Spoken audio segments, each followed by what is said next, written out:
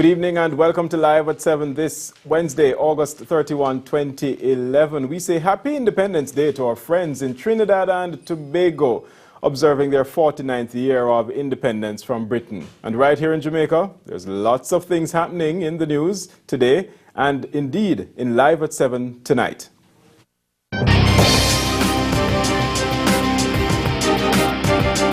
In Live at 7 Wednesday, Digicel takes Claro, but who will really benefit?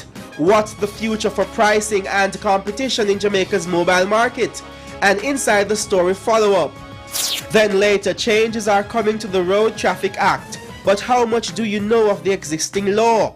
That's our focus in Legalize. And Travel Jamaica takes you back in time, from war to Windrush, an exhibition of memorabilia of West Indian people during the First and Second World Wars, now on at the Institute of Jamaica. All these and more in Live at 7 Wednesday.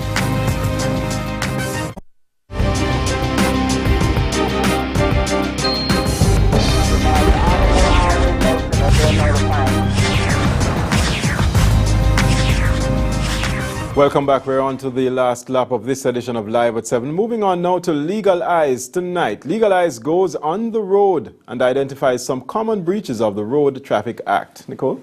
Hi, Elon. Changes are coming to the Road Traffic Act, so we're told, and we'll be looking at those as soon as they come into effect. But tonight, just a reminder to all of us about some of the rules of the road that you should be mindful of. Let's take a look.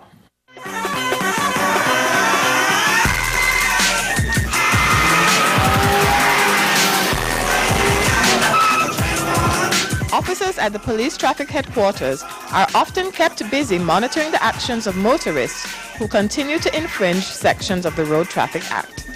Superintendent Courtney Kubri speaks about one of the most frequent breaches. The question of racing and speed trials commonly takes place along Hope Road and other corridors in the carpet area.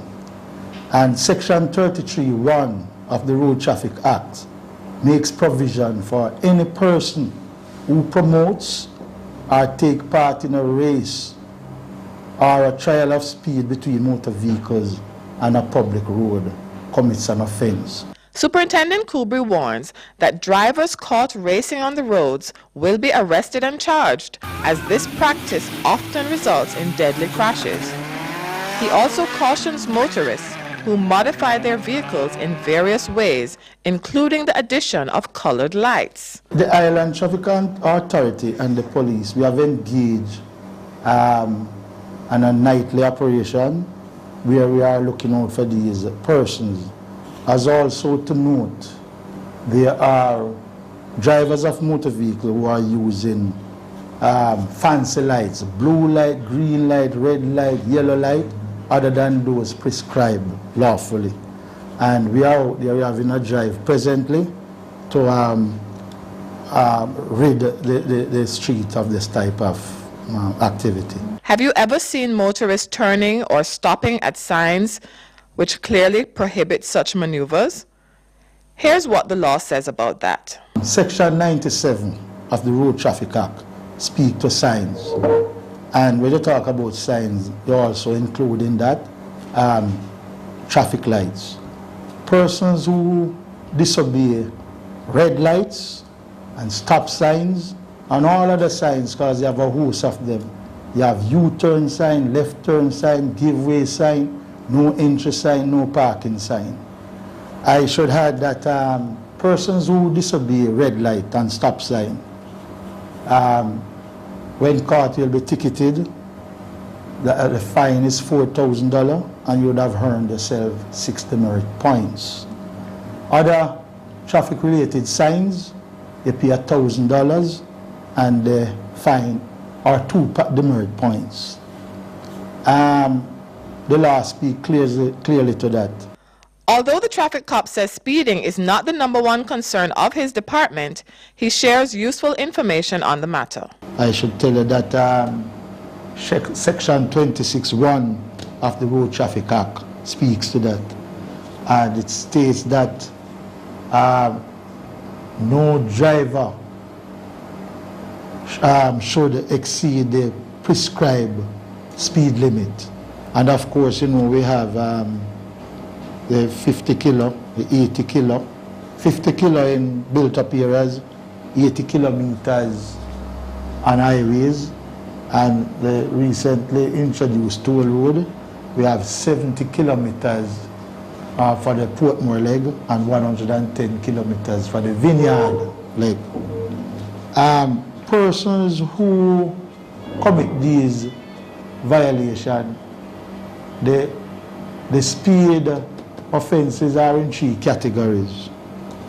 The first category, I'm going to give you this in miles now. If you exceed the speed limit 10 to 20 miles, you pay $5,000 or 2 demerit points.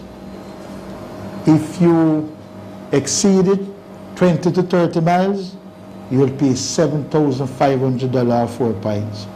And if you exceed it by going over the 31 or more, the fine is $10,000. Next week, we'll look at some breaches of the Road Traffic Act commonly associated with operators of public passenger vehicles.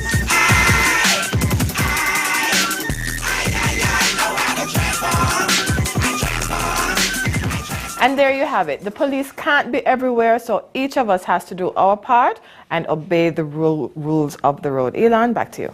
All right. Thanks very much, Nicole. Although sometimes you wonder how vigilant the police are, because I've noticed that unless they've set up some spot checkpoint, you're not likely to be stopped for a breach if they see one while going about their business. Well, that is an issue. I agree with you, but the number of traffic cops out there is very small. I think they need to encourage the other members of the force to prosecute traffic violations when they do see them. I thought all members of the force were traffic cops. Well, I don't know that they see it that way. Okay. So I'm encouraging them to, I agree with you, to see it that way. I guess some are more equal than others. Thanks very much, Nicole. More Legal Eyes next Wednesday right here on Live at 7.